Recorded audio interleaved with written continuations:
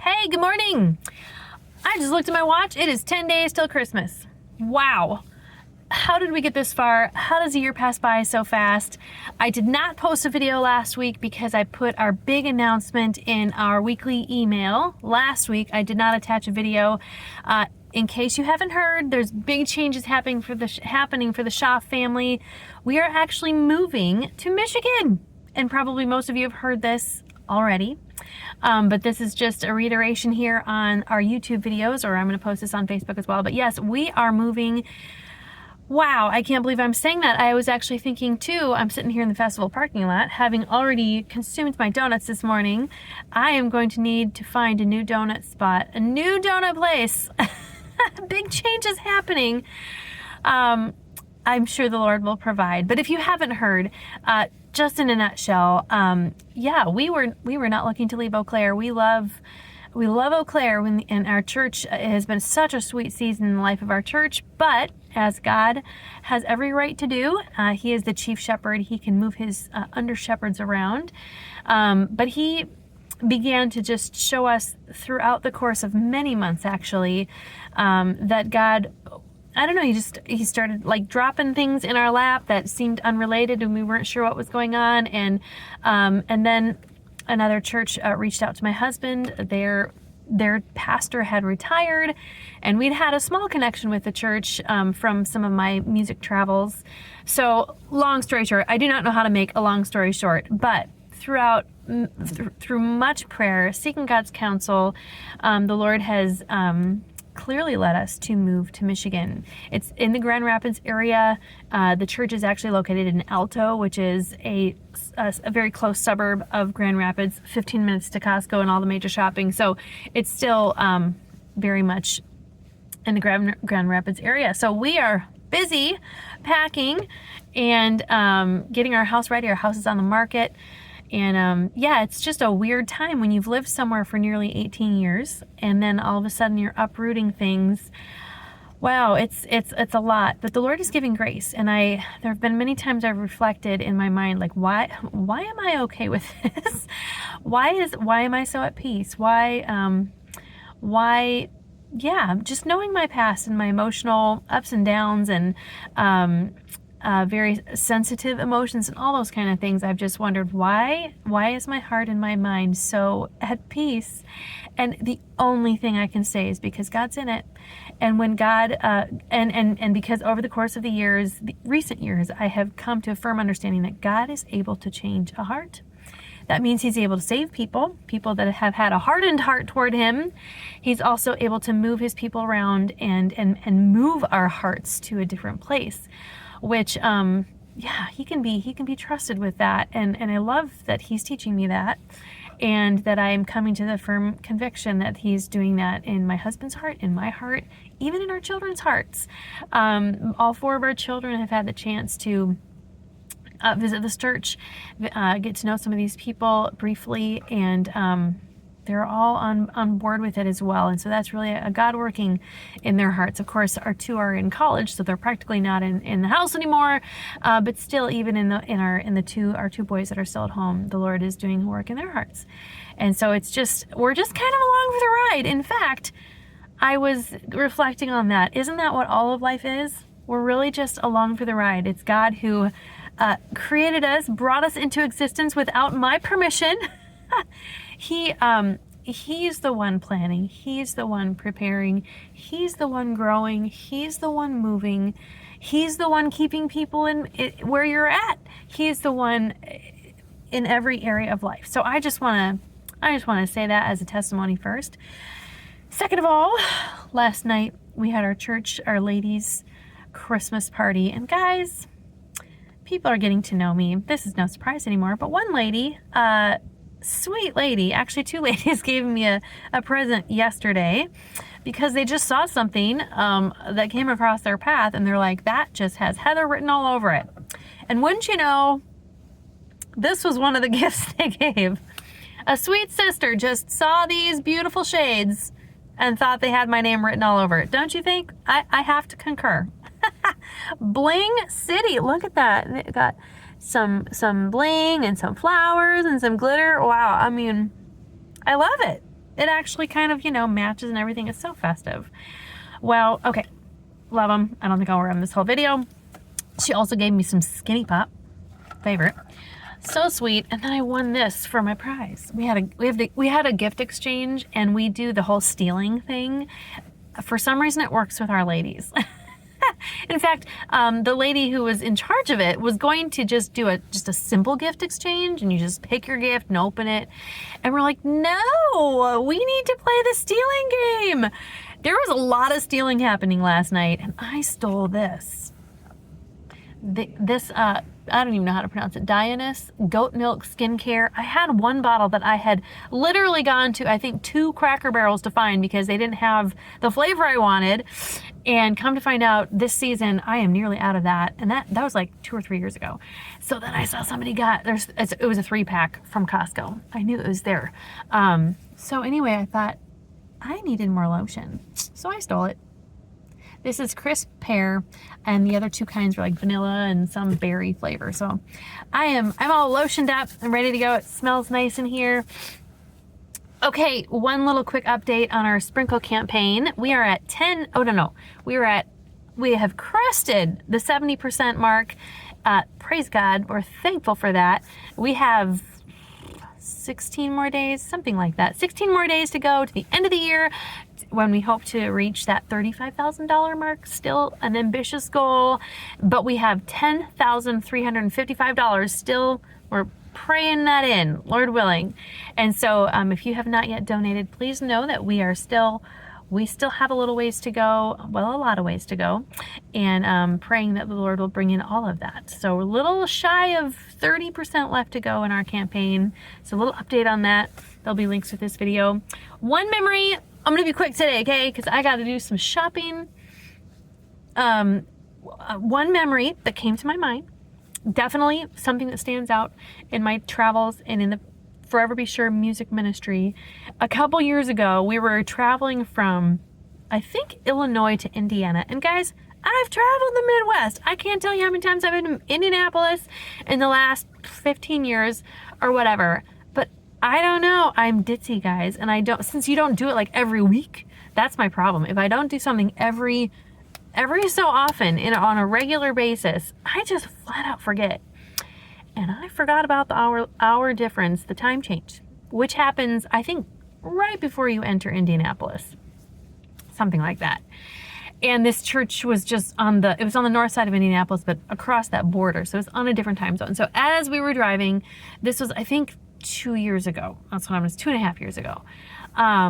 We were driving to the concert, and lo and behold, we're in the car, and like it dawned on me. I must have looked at the car clock and then looked at my automatic, phone clock that switches when you actually cross the time zone. I'm like, something doesn't look right.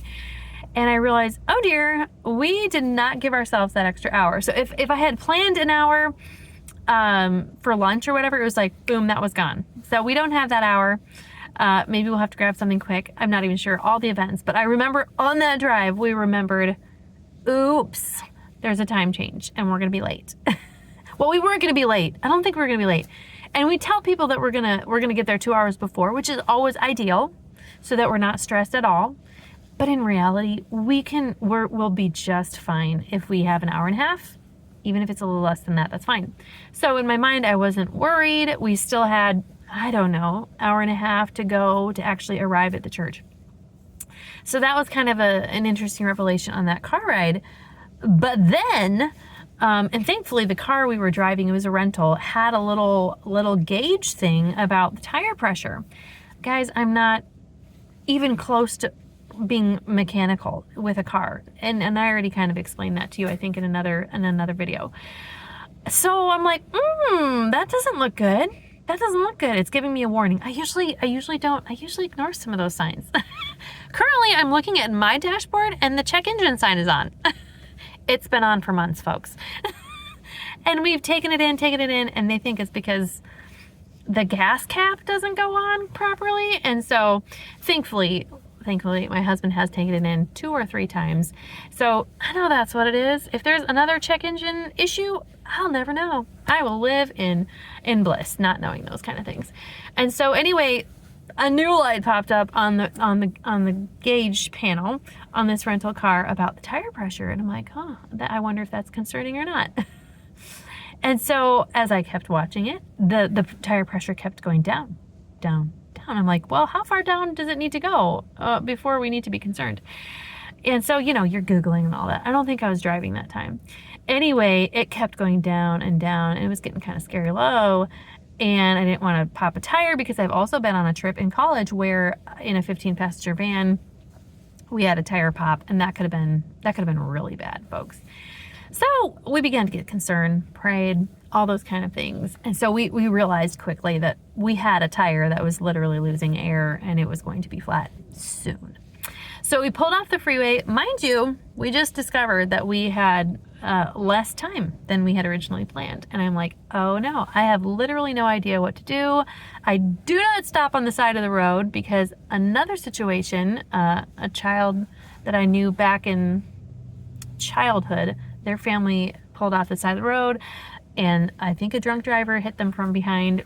Tragic situation. So those kind of things, they're in your mind when these kind of things happen. So anyway, we pulled off the road, and I'm like, we have to fix this fast, really fast. And so I just remember I'm gonna just take the next step. I'm gonna pray. And so I desperately prayed. I'm like, Lord, I must find somebody. Please find somebody that can help us with our car. I have no idea how to put a spare on, not even the first clue. And so God knew. He knew we needed somebody. I walked into that gas station, and literally there was like maybe 2 people at the register and then the person at the register. And I'm like, excuse me, I'm so sorry to interrupt. We really need somebody to help us with a spare tire. Is there anybody you know? First guy had the time, had the willingness, had the know-how, all the things. And God provided him, totally a godsend. He came out to the car, he switched our tire to a spare, and we stuffed Heidi in the back, my sister Heidi. She had suitcases galore, she had a tire. It was quite a scene. And so Carol Ann Beck was driving, and I was her passenger. I'm such a terrible passenger driver. I don't offer much help at all. But I was, I don't know, directing her, maybe Googling. I think I was curious and concerned too, because you're only supposed to drive so long with a spare tire, and I think we had like an hour and a half to go, and I think you're only supposed to drive it however many miles, which we were like, too bad, we're going to the church, we don't have a choice. And we were kind of in traffic. It was in Indianapolis. Anyway, boy, I'm remembering all these details as I'm talking about this. Anyway, long story short, and Heather's horrible at keeping a long story short, we get to the church, this is not a lie, not an exaggeration, with 18 minutes before we were to start our concert. 18 minutes! And the very, very, very cool thing, this has never happened before. For the past maybe 3 years, maybe longer, probably longer actually, I have used a Bluetooth speaker and I have plugged in to my iPod. iPod, folks, not an iPhone, not any other device. iPod, keep that in mind. And I'm like, do we even have time to set up my speaker? I think we set up our speaker. That doesn't take much time at all. That church, on their pulpit, every Sunday, connect a little thingy that, like I had, to an iPod for their thing, and they were going to play maybe they were going to play our music through their system. I think that's probably what happened, and we had already prearranged that. But it was as slick as ever. I'm like, you got to be kidding me! And I just plugged it right in. We were good to go, folks. I ran over to the piano. I started playing my prelude. Now, one little piece I did not mention is that my sister had the bright idea of changing in the car. Now, she has no qualms about that. Privacy? What's privacy? I mean, we have tinted windows, so I'm pretty sure she got changed in the back seat. I might have attempted to change partially, with some discretion here in the front seat. Caroline didn't have a choice. She had to wait till the church. So yeah, that was fun. Kind of, yeah, something I do not wish to repeat. But even amid all of that, the Lord provides a little connector for my iPod. So that was one less thing we had to think about. Everything worked out. I don't ever remember any part of that program being a problem technology-wise, which is a miracle when you think of how many details there that could go wrong. So anyway, I remember just making a good connection with that church, and yeah, it was a little stressful. I don't wish to repeat that, but God was good. And after that, you know, you make changes. You make changes after you have an incident like that.